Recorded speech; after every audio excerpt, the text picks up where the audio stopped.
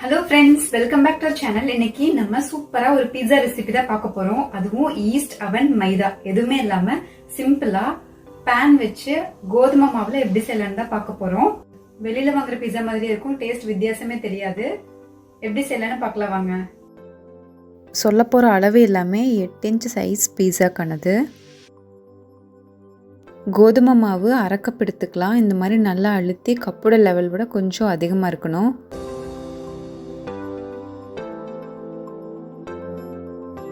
Baking powder அரை teaspoon, baking soda 1/4 teaspoon,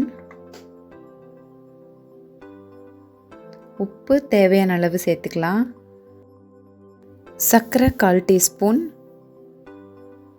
Italian seasoning 1/4 teaspoon சேர்த்துக்கலாம்.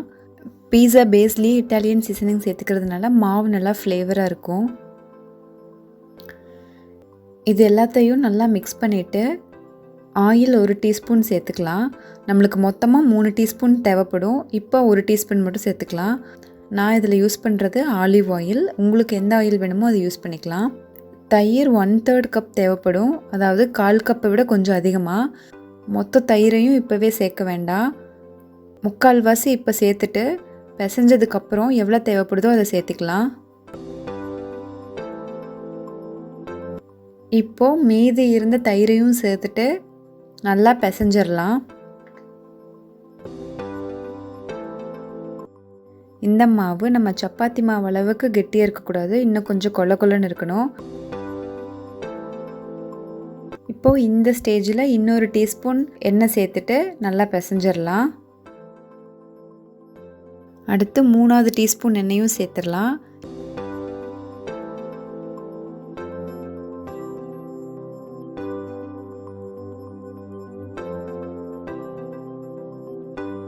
இப்போ மாவு கையில் ஒட்டாது.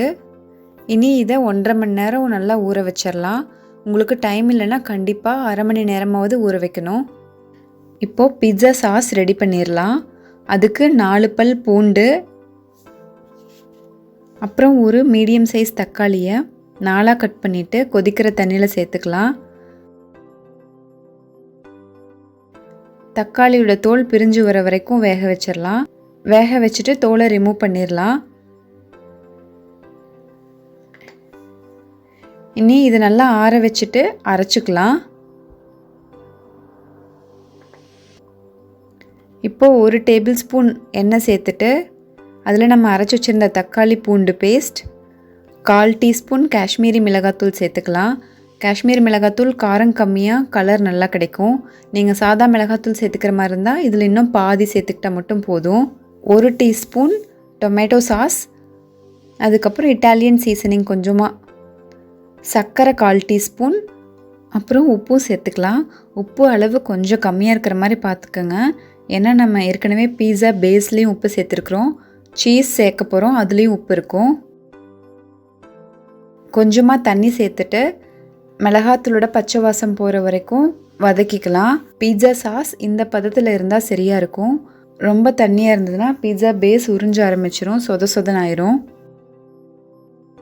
மாவு நல்லா 1.5 மணி நேரம் ஊறிடுச்சு.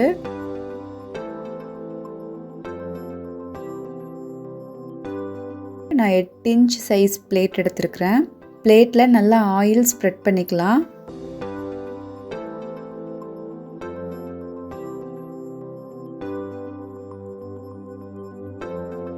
மாவு கையில் ஒட்டாமல் இருக்கிறதுக்கு கையிலையும் கொஞ்சம் எண்ணெய் தடவிட்டு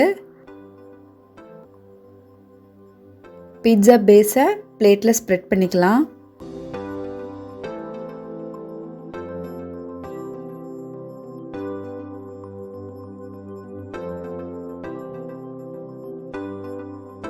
ஸ்ப்ரெட் பண்ணும்போது உள்ளே தின்னாவும் கார்னரில் திக்காக வர மாதிரி ஸ்ப்ரெட் பண்ணிக்கோங்க. இந்த மாதிரி கார்னரில் க்ரஸ்ட்டு தின்னாக இருந்துச்சுன்னா பேக் ஆகும்போது சீக்கிரமே கருகிரும்.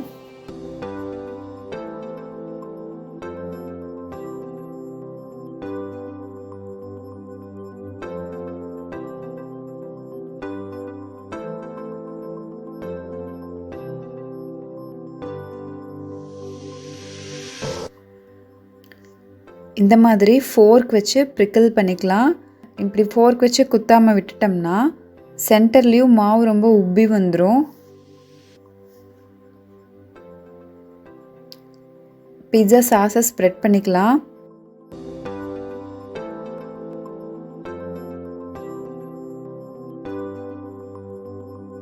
துருவின மொசரெல்லா சீஸ் சேர்த்துக்கலாம்.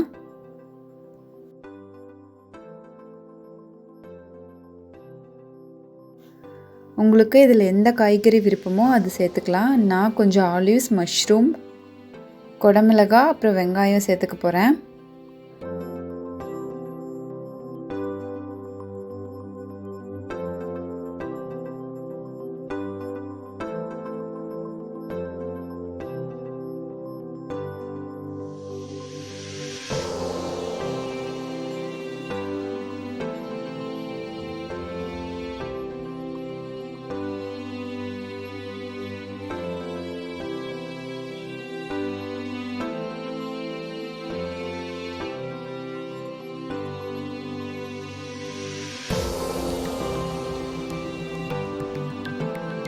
அதுக்கு மேலே இன்னும் கொஞ்சம் சீஸ் ஸ்ப்ரெட் பண்ணிக்கலாம்.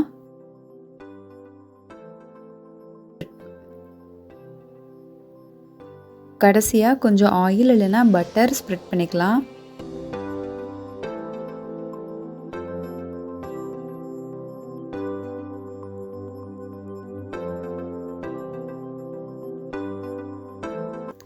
பிட்ஸா இப்போது பேக் பண்ணுறதுக்கு ரெடியாக இருக்குது. இந்த மாதிரி ஒரு பேனில் உப்போ இல்லை மணலோ சேர்த்துட்டு மீடியம் ஃப்ளேமில் 10 நிமிஷத்துக்கு ப்ரீஹீட் பண்ணிக்கலாம்.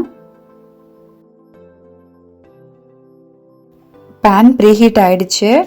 ஸ்டாண்ட் மேலே ஒரு பிளேட் வச்சுட்டு அதுக்கு மேலே நம்மளோட பிட்ஸா பிளேட்டை வைக்கலாம். டைரெக்டாக வச்சா பிட்ஸா அடியில் கருகிரும். இதை இன்னி 20லேருந்து 25 நிமிஷம் லோ ஃப்ளேமில் வச்சு பேக் பண்ணிக்கலாம். அவனில் 180 டிகிரி செல்சியஸ் அல்லது 350 டிகிரி ஃபாரன்ஹீட்டில் ப்ரீஹீட் பண்ணிவிட்டு 15லேருந்து 20 நிமிஷம் ஆகும். நம்மளோட பிட்ஸா சூப்பராக ரெடி ஆகிடுச்சு. எனக்கு இதுக்கு சரியாக 25 நிமிஷம் ஆச்சு. பிட்ஸா எவ்வளோ சூப்பராக வந்திருக்கு.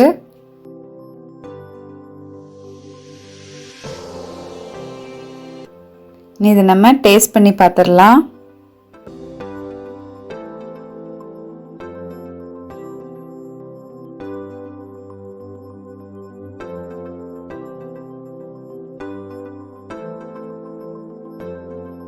ஈஸ்ட் சேர்த்தா எந்த அளவுக்கு நம்மளுக்கு பிட்ஸா வருமோ அதே மாதிரி சூப்பராக வந்திருக்கு.